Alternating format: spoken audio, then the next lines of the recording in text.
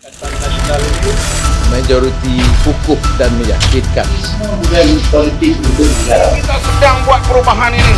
Sumpah saya membentuk satu pakatan. Salam sejahtera, bertemu kembali edisi khas mingguan 041.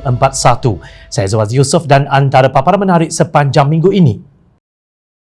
Isu kecurian 24 juta ringgit wang rampasan SPRM, Azam Baki dituntut digantung tugas.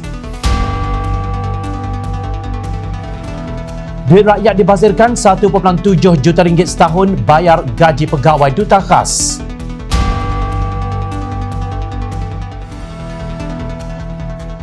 Malaysia menjadi juara kematian COVID di dunia, Khairi dituntut beri jawapan. Assalamualaikum dan salam bahagia. Bekas Perdana Menteri Tun Dr. Mahathir Mohamad mendakwa pelantikan Datuk Seri Ismail Sabri Yaakob sebagai Perdana Menteri tidak mengikut lunas demokrasi walaupun ia tidak melanggar undang-undang. Beliau berkata demikian ketika membahaskan usul menjunjung kasih dan titah diraja di sidang Dewan Rakyat. Ahli Parlimen Langkawi itu berkata apa yang telah berlaku ialah orang yang telah ditolak oleh rakyat sekarang ini menjadi kerajaan, manakala orang yang dipilih oleh rakyat sekarang ini menjadi pembangkang. Katanya apa yang berlaku sebenarnya telah menidakkan amalan demokrasi, iaitu sepatutnya rakyat yang akan memilih kerajaan dan bukan cara lain digunakan untuk menidakkan hak mereka di sisi demokrasi. Berikutan itu, Tun M berharap cara berkenaan tidak diamalkan pada masa-masa hadapan. Untuk memastikan kejadian tersebut tidak berulang, katanya, kerajaan perlu mewujudkan undang-undang yang melarang ahli parlimen melompat parti. Beliau turut berpendapat dalam sesetengah keadaan ada keperluan untuk sesetengah parti berganding bersama parti yang mendapat jumlah terbesar supaya bilangan wakil rakyat dalam kerajaan melebihi separuh daripada bilangan kerusi dalam Dewan Rakyat. Dr. Mahathir bagaimanapun berkata perbuatan cantuman antara parti lain dengan parti terbesar tidaklah sesuatu yang boleh ditafsirkan sebagai melompat sekiranya dilakukan dengan cara tersusun mengikut peraturan perlembagaan parti-parti berkenaan. Menurutnya peraturan perlembagaan itu termasuklah keputusan untuk bergabung hendaklah dibuat ketika mesyuarat parti bahawa mereka akan bersama parti yang telah mendapat bilangan terbesar untuk mencukupkan jumlah supaya boleh mendirikan kerajaan. Pakatan Harapan PH Terengganu mendesak pihak berkuasa menjawab isu berkenaan data kes COVID-19 yang membabitkan Primula Hotel Beach Resort yang mengelirukan. Pengerusinya Raja Kamarul Bahrin Shah berpendapat amat ketara portal Kementerian Kesihatan KKM menunjukkan status pekerja Hotel Primula yang dijangkiti COVID-19 sangat mengelirukan dan kelihatan tidak memberi maklumat yang tepat. Katanya selama 15 hari dari tarikh Primula diarah tutup pada 5 September sehingga ke hari ini, data berhubung jumlah positif langsung tidak berubah iaitu jumlah kes positif 35 orang, kes negatif pula 66 dan sampel pending 32 kes. Beliau turut mempersoalkan bagaimanakah kes sampel belum dapat keputusan atau masih pending boleh kekal sama di tahap 32 orang selama 15 hari tidak masuk akal kerana keputusan saringan ujian hanya memerlukan masa yang pendek kurang dari 1 jam, di mana kumpulan ini akan berpindah ke kumpulan positif atau negatif. Pengerusi Amanah Negeri Terengganu itu mendedahkan data bagi Hotel Primula tidak berubah berbeza dengan semua kluster yang berubah mengikut keputusan saringan hari demi hari sambil menyifatkan ada sesuatu yang tidak kena. Katanya di zaman serba canggih ini tidak mungkin keputusan saringan belum dapat diketahui dan mengapa tidak dikemas kini selepas 15 hari. Sementara itu, Ketua Pasukan Rasuah Basters Datuk Dr. Hushamuddin Yaakob berkata, Ketua Pesuruhjaya Suruhanjaya Pencegahan Rasuah SPRM, Datuk Seri Azam Baki harus dipertanggungjawabkan dan digantung tugasan sepanjang siasatan dakwaan berlaku kecurian barang kes yang membabitkan wang tunai yang berjumlah 6 juta dolar Amerika bersamaan lebih kurang 25 juta ringgit milik seorang individu yang pernah disiasat SPRM. Penyiasatan kes itu katanya mesti diambil alih serta-merta oleh pasukan khas PDRM agar siasatan telus dan menyeluruh. Terdahulu tulas satu laporan di sebuah blok tempatan mendakwa 3 pegawai kanan SPRM direman 6 hari bermula 14 September lalu bagi membantu siasatan berhubung kecurian wang tunai milik seorang individu yang disiasat kerana menyalahgunakan kuasa dan penyelewengan dana pada tahun 2018. Wang tunai itu didakwa dirampas oleh SPRM di sebuah kondominium di Cyberjaya, manakala individu terbabit dikatakan sudah dilepaskan tanpa dibebaskan oleh pihak mahkamah. Individu terbabit membuat laporan polis tetapi dakwanya polis tidak berani menjalankan siasatan, sebaliknya membiarkan SPRM menjalankan siasatan dalaman. Dia juga mendakwa 3 pegawai kanan itu direman selama 6 hari, namun kes itu disenyapkan oleh pihak SPRM. Mengulas lanjut, Hushamuddin berkata kerajaan perlu secepat mungkin melaksanakan reformasi struktur dalam usaha mengekang jenayah rasuah.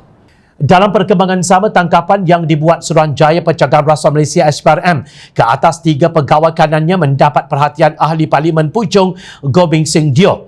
Menurut Gobind Singh, langkah diambil agensi anti rasuah itu mendatangkan tanda tanya kerana kes kecurian bukan terletak dalam bidang kuasa SPRM, sebaliknya polis di Raja Malaysia.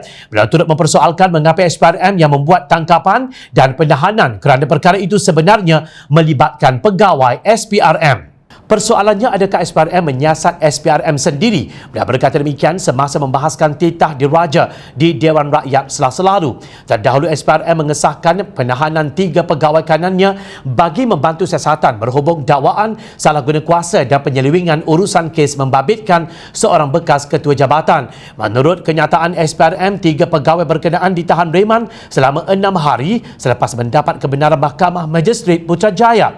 Kenyataan itu dikeluarkan beberapa jam selepas pengarah Jabatan Siasatan Jenayah Bukit Aman, Abdul Jalil Hassan, menafikan polis ada menerima laporan mengenai tangkapan 3 pegawai berkenaan. Gobind Singh juga membangkitkan persoalan sama ada tangkapan tersebut serta kecurian wang berkenaan mempunyai kaitan dengan mana-mana pegawai kanan SPRM.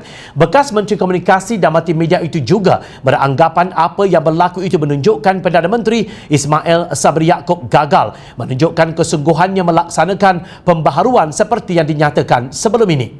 Dewan Rakyat menolak usul untuk membahaskan isu kematian anggota bomba Muhammad Adib Muhammad Kasim yang dikemukakan Ahli Parlimen Jelutong RSN Raya kepada Speaker Dewan Rakyat minggu ini. Speaker Dewan Rakyat Dato' Azhar Azizan Harun ketika menjelaskan alasan penolakan itu meminta Raya mengemukakan persoalan dalam usul berkenaan ketika sesi jawab lisan. Alasan penolakan adalah pertama, ia tidak menyatakan kenapa ia perlu disegerakan, dan kedua, usul itu adalah di bawah peraturan mesyuarat 18/1 merundingkan sesuatu perkara, tetapi malangnya usul berkenaan adalah bagi menggesa kabinet untuk menyuruh menteri menjawab soalan. Raya yang juga seorang peguam kemudian memberitahu menerima keputusan Speaker sambil meminta Azhar memaklumkan perkembangan isu kematian berkenaan kepada Menteri Dalam Negeri Datuk Seri Hamzah Zainuddin untuk dijawab. Ogos tahun lalu, Hamzah ketika menjawab di Parlimen memaklumkan kertas siasatan kes kematian Adib dirujuk semula ke Jabatan Peguam Negara pada 23 Julai 2020 dan disusuli beberapa cadangan. Rujukan semula kes itu antara lain mencadangkan supaya 12 suspek yang sebelum ini disyaki terbabit dalam kematian Adib pada 17 September 2018 itu dituduh mengikut Seksyen 143 Kanun Keseksaan. Katanya cadangan lain yang turut dikemukakan ialah membuka semula inkuas untuk siasatan sekiranya mendapat persetujuan Peguam Negara. Dalam perkembangan berasingan, Ahli Majlis Tertinggi MT UMNO Datuk Seri Tajuddin Abdul Rahman menawarkan dirinya untuk bertanding 3 kerusi teratas termasuk jawatan Presiden bagi memperbetulkan semula perjalanan parti itu. Memetik laporan, Ahli Parlimen MP Pasir Salak itu berkata beliau telah diminta oleh ahli-ahli UMNO supaya bertanding salah satu daripada 3 jawatan tertinggi parti berkenaan pada pemilihan akan datang.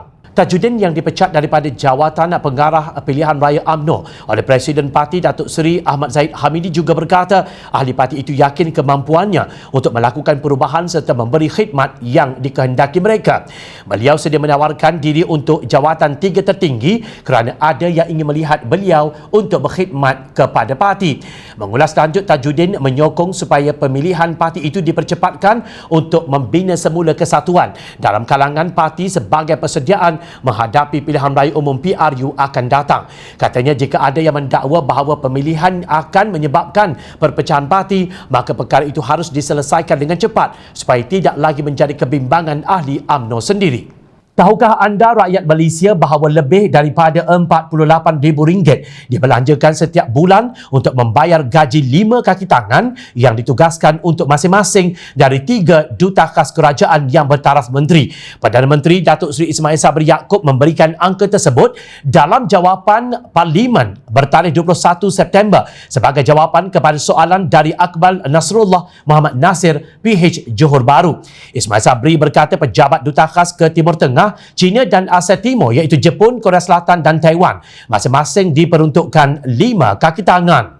Beliau menambah bahawa ini merangkumi setiausaha swasta kanan grade 54, pegawai khas grade 52, setiausaha swasta antara grade 41 dan 44, setiausaha pejabat dan juga pemandu. Ismail Sabri kemudian berkata bahawa setiausaha kanan grade 54 menerima gaji bulanan asas RM13,251 dan allowance RM2,000. Tambahnya pegawai khas grade 52 menerima gaji bulanan RM12,444 dengan allowance RM1,600. Manakala setiausaha swasta yang bermula pada grade 41 menerima gaji pokok RM10,406 dengan allowance RM1,100. Ismail Sabri kemudian mengatakan bahawa setiausaha pejabat menerima gaji bulanan RM3,256 dan allowance RM810. Sementara pemandu menerima gaji pokok RM2,939 dan allowance RM745.